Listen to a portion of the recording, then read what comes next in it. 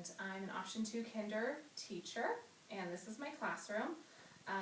For Kinder, we have them sitting on the carpet. We have 4 rows of for the students, and they are assigned by row. So I have my first 2 rows, my EL students and any of my students with special needs. I have a girl with glasses that needs to be sitting in the front. And then the rest of the classroom is just 4 tables. We have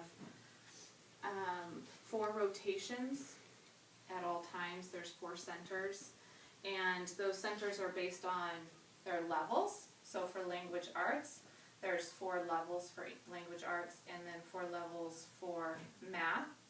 And they rotate those centers, and each center is then adapted to what their differentiated level is needed. Every about 6 weeks, we keep reassessing students so that they can move. They're not always stuck in the same group. When they are making progress, they can move up a group or move down a group. And at the group, they don't. They sometimes have assigned seating depending on the activity. So they kind of get a chance to be with different students. And their math groups are different than their language arts, depending on their assessments, and the carpet is different also, so it gives them a chance to be with different students. Oh, I already went over, I change it every 6 weeks, just depending on, it's based on their academic level for the different language arts and math. For Kinder, this is really the best way. They can't be sitting in one desk for the duration of even a language arts block or a math block. They need to constantly be moving, so our language arts groups, they'll only be sitting for a max 20 minutes at a time. And then they'll be getting up and moving to the next group. So if they're over with me, they'll be here for 20 minutes and then they're going to rotate to the next table. And between the rotations then, I pull them to the whole group, and they have even a different environment where they're close to the board. And then with small groups, it's really works best for such specialized needs. Let's see. For safety issues, I feel like I've done a good job of spacing the tables so that even when students are sitting around my table and the independent tables, I can always move around the tables. Students can always have space to be walking around the tables. There's never an issue of not being able to exit or get around, and I can easily move around the tables as well. Each student has their own pencil box that they keep in their cubby, which has pencils, crayons, and scissors. They're all over here as their cubby. And they also have a daily folder, and when they come in the classroom, they take their pencil box and they take their daily folder, and that actually follows them around to all the centers. If there's any extra supplies, I have them over in my station, extra pencils, things like that that they need, and they know they can always go to that.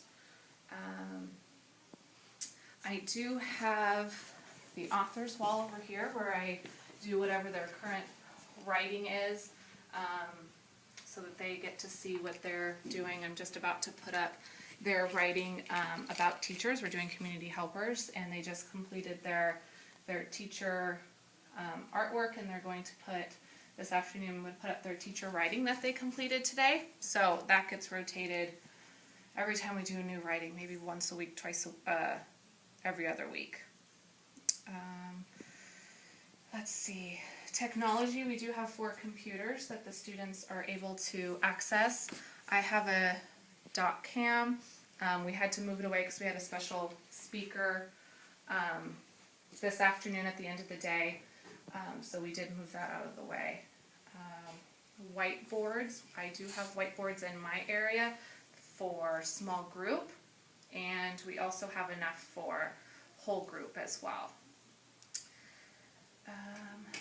Let's see.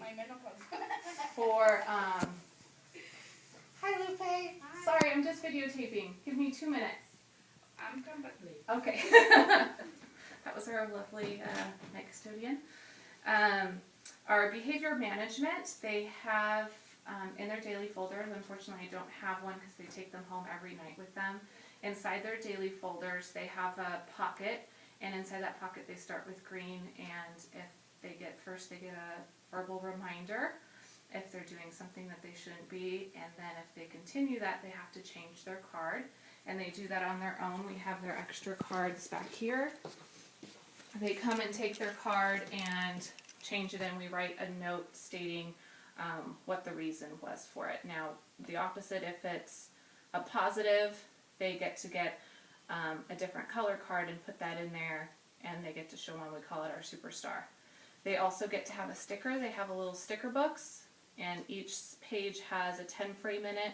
When they fill up that 10 frame, they get to go to the treasure box.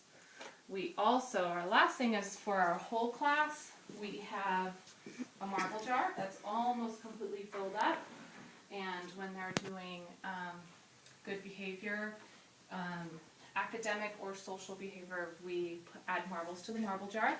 It's a big deal, and we can also take them out of the marble jar, and then they get a class party or some sort of a reward that they get to have for filling up the marble jar. And I think that's about it. Thank you.